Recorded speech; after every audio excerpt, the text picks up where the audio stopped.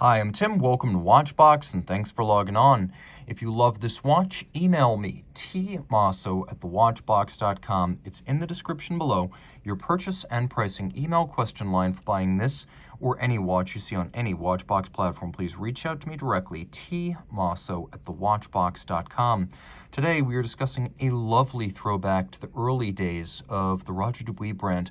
Established as Sogem in 1995, it gradually evolved into the Dubuis company that we know today through a series of ownership changes and design reboots. But what you see here, the Sympathie 37 was one of the first two model lines alongside the Homage, back when the watches were purely classical in size and style.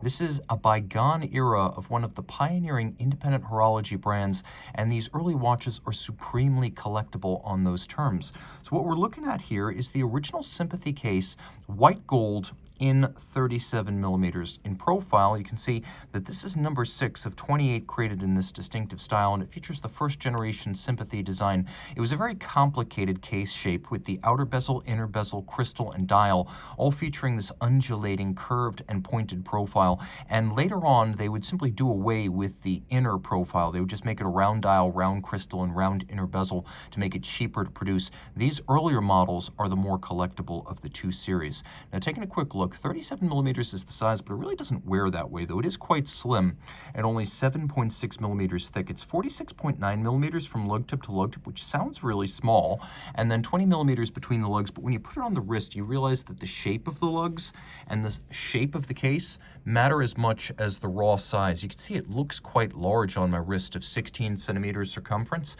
and that's no coincidence. I actually recommend you have a wrist of 15 centimeters circumference to wear this watch. 16, like mine, would be even better because the lugs are so shapely, broad, and frankly almost plank-like in their profile. They're very straight. They project right out to the edge of the wrist, so they have a bit of a severe profile. That said, the watch is super slim and will fit underneath the dress cuff. It also helps as the strap breaks in.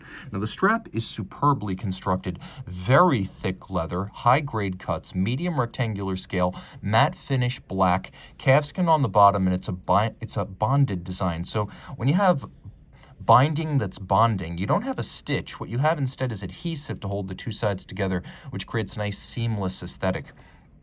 The buckle is a combination of satin and polish, Dubuis branded, and you can see that it features the maker's mark, as by this point, Dubuis was making its own cases. You can also see that on the underside of the case.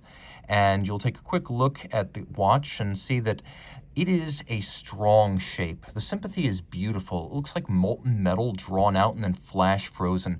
It does have a fluid appearance to it, and the details matter. Take a look at the lugs. They're relatively straight and severe in profile, but slim when viewed end on. You can also see there's a little bit of a concave profile when seen end on. It's not a perfectly straight edge. There's vertical satination on the flanks. Vertical satination on the flank of the case, which is unusual because most satin on case flanks runs longitudinally. We have a polished and multiply stepped bezel. You can see that the case back matches the bezel in profile, and then the strap is held to the case using screws and bars, which is a somewhat more expensive but also more secure solution than spring bars. We have a Dubuis branded crown with the RD logo, and then we have that lovely bezel. The bezel frames a dial that is simple and symmetrical. No complications here, no date, 3 hands, that's it, with center seconds. It is a lovely timepiece that has white gold hands, leaf style or feuille for the hours and minutes, and then a counterweighted lancet style seconds hand.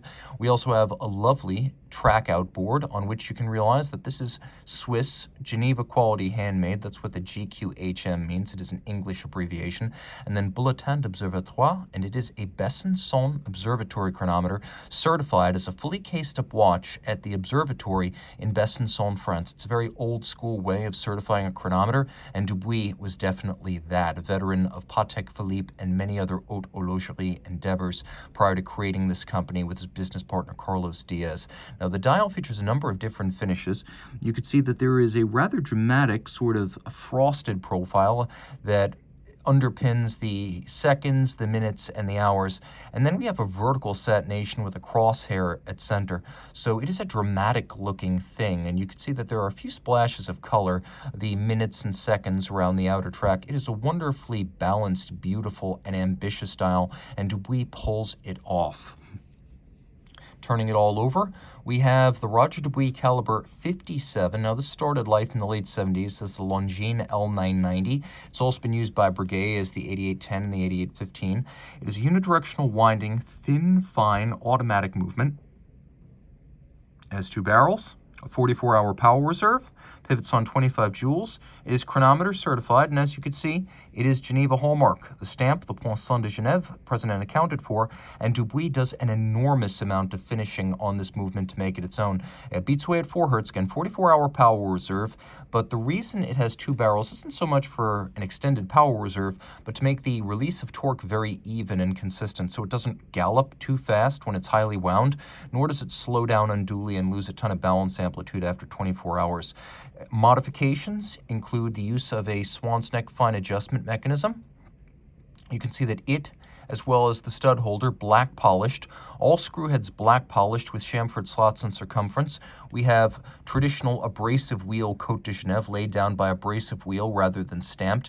Engine turning on the base plate. You can see satination on all of the wheels, and if we look carefully, I'll show you this, you can see mirrored anglage on the edge of the bridges, finished by hand, the real thing, not a machined bevel. All of it quite impressive, and the watch water resistant down to 30 meters. A chronometer and Geneva hallmark all in one, and a collectible antique independent horology star to boot. Reach out to Team Mosso at thewatchbox.com for pricing.